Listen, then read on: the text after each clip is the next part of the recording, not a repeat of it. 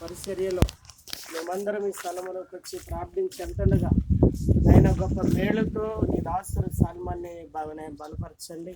వారి బిడ్డలను కూడా నేను చదువులో వారు ఏదైతే ఆశిస్తున్నారో ఆ జాబుల విషయంలో కూడా చదువులు కంప్లీట్ అయినైనా నీకు నేను కృప సహాయం చేసి వాళ్ళు కొనుక్కున్న వాహనం కూడా నైనా పనికి బాడీకి తిరిగేటట్లుగా సహాయం చేయండి. కుటుంబ అవసరాలు తీర్చండి.